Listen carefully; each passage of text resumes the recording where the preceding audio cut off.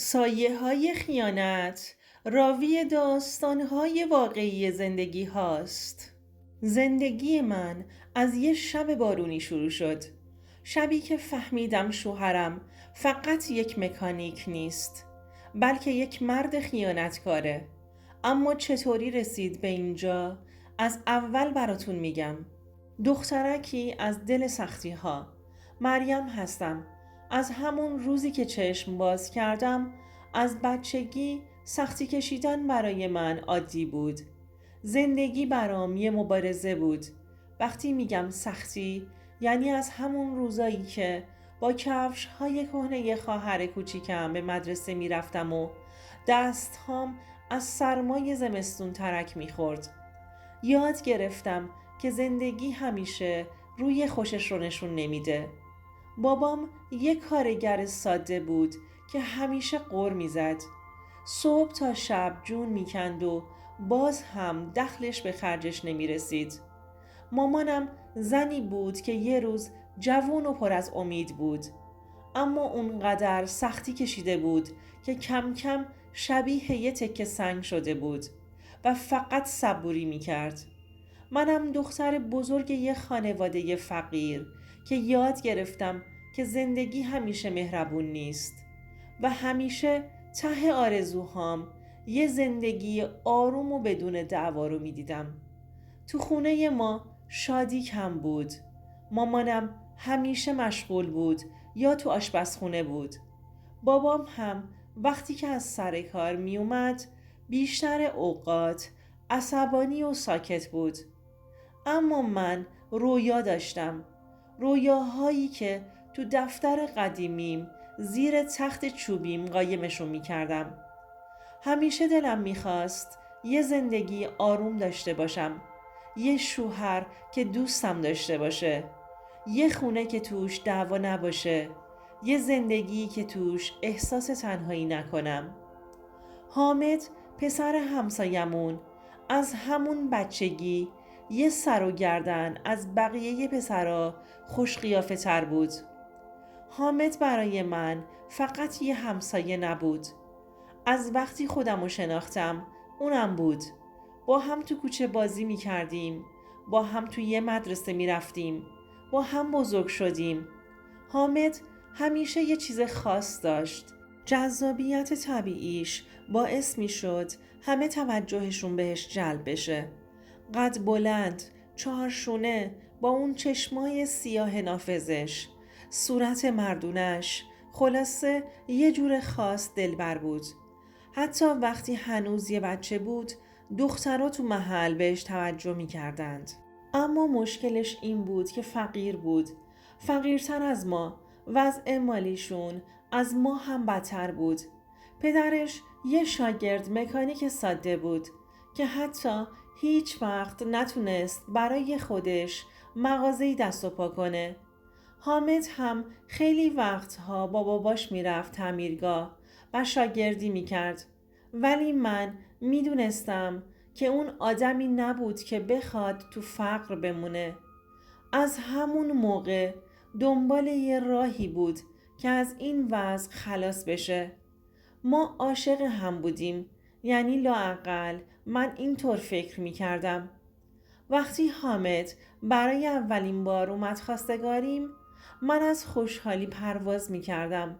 اما بابام مثل یه دیوار جلوی راهم ایستاد و گفت یه بیکار که نون خودشم نمیتونه در بیاره چطور میخواد دختر منو خوشبخت کنه؟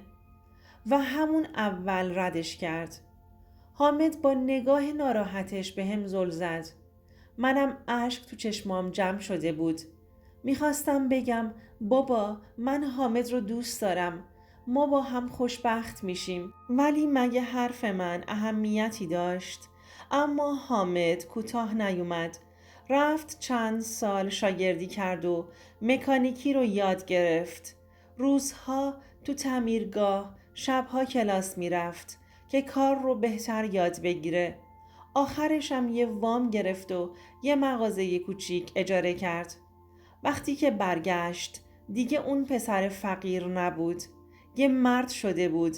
یه مردی که برای زندگیش تلاش کرده بود. و وقتی دوباره ازم خواستگاری کرد بابام دیگه نمیتونست بهونه‌ای بیاره و ما ازدواج کردیم. اون روزا فکر میکردم خوشبخت ترین زن روی زمینم. اوایل زندگیمون شیرین بود. خونه کوچیکی داشتیم ولی توش عشق بود. حامد دوستم داشت، کارش رو دوست داشت و مهمتر از همه مرد زندگی بود. صبح زود میرفت تعمیرگاه و شب با دستهای روغنی و لباس کار کثیف برمیگشت خونه. اما همیشه یه لبخند روی لباش بود و همیشه یه بوسه برای من داشت. زندگیمون ساده بود و پر از عشق، اما خوشبختی همیشه موندگار نیست. کم کم اوضاعمون بهتر شد و مغازه حامد معروف شد. مشتریهاش زیاد شدن. زنهایی که ماشینهای مدل بالا سوار می شدن سر و کلشون پیدا شد. راستش رو بخواید از همون اول حس خوبی بهشون نداشتم. یه جور خاصی بهش نگاه می کردند. اونقدر خوش قیافه بود که نگاه هر زنی رو جذب می کرد. بعضی هاشون وقتی ماشینشون خراب می شد ترجیح می دادند شب ماشینشون رو بیارند که خلوت باشه. یه روز که رفتم مغازش دیدم یه خانوم با لباس چسب و آرایش غلیظ که بوی عطر گرون قیمت میداد داره باهاش صحبت میکنه. از نگاهش خوشم نیومد. یه جور خاصی حامدم رو نگاه میکرد. لبخندهای اضافه تحویل حامد میداد و آخر سر هم یه پول قلمبه گذاشت کف دستش. اون شب حامد تو حال خودش نبود. انگار یه چیزی تو وجودش تغییر کرده بود. بعدها فهمیدم فقط اون زن نبود. زنهای زیادی بودند که وقتی ماشینشون خراب میشد شبها می بردنش پیش حامد که خلوت باشه. خیلی هاشون پول خوبی می دادند. انعامهای آنچنانی، هدیه های گرون قیمت. یه بار یه ساعت رولکس رو توی کشوی میز حامد پیدا کردم. با تعجب گفتم این مال کیه؟ اون فقط یه لبخند زد و گفت یه مشتری خوب برام آورده. یه مشتری خوب یا یه زن که داشت شوهرم رو ازم میگرفت. اولین بار که به خیانتش شک کردم وقتی بود که دیرتر از همیشه اومد خونه. گفت ماشین یکی از مشتریهام تو راه خراب شده بود و مجبور شدم شب رو بمونم و کار کنم.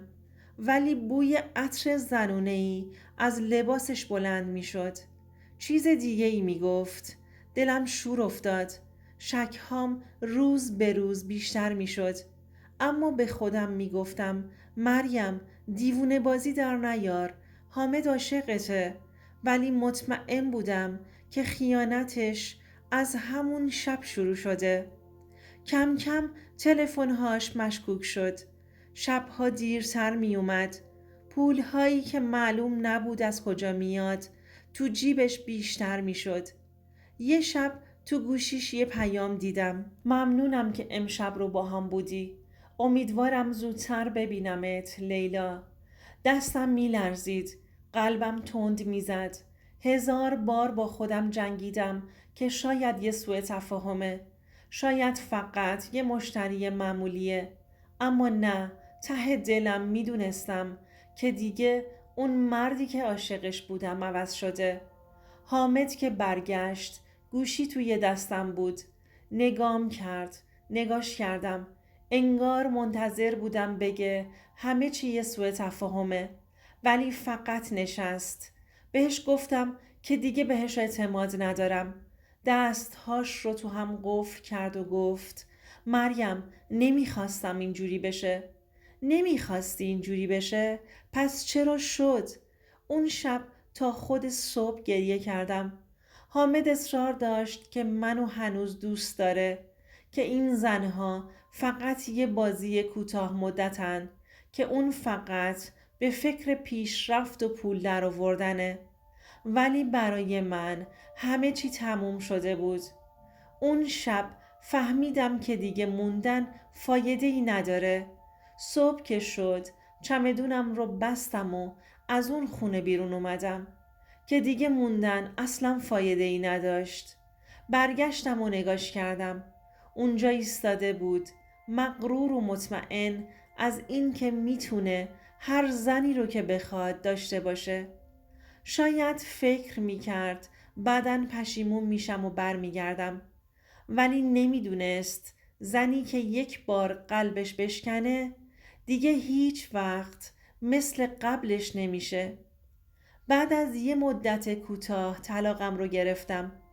بعد از طلاق سختی‌های زیادی رو کشیدم، ولی یه چیز رو یاد گرفتم: یه مردی که به تعهدش پایبند نیست هیچ وقت تغییر نمیکنه. حامد بعد از رفتن من پولدارتر شد.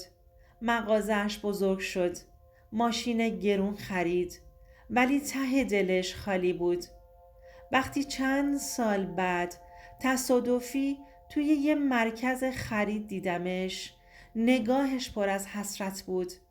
اومد سمتم و گفت: مریم، هنوزم بهت فکر میکنم. لبخند تلخی زدم و گفتم: ولی من دیگه بهت فکر هم نمی کنم حامد. اگر یه روز کسی رو پیدا کردین که براتون جنگید، براتون از صفر شروع کرد، با عشق کنارتون موند، هیچ وقت این آدم رو با زرق و برق دنیا عوض نکنین. پول میاد و میره، شهوت و وسوسه زود گذرن، اما عشق که از بین بره هیچ وقت بر نمیگرده. خیانت انتخابه، نه یه اتفاق. آدم‌هایی که میخوان زندگیشون رو حفظ کنن به وسوسه ها نمیگن، حتی اگر سخت باشه. پس اگر یه روز کسی رو داشتین که حاضره برای شما همه چی رو فدا کنه، قدرش رو بدونین، چون از دستش که بدین دیگه هیچ وقت بر نمیگرده.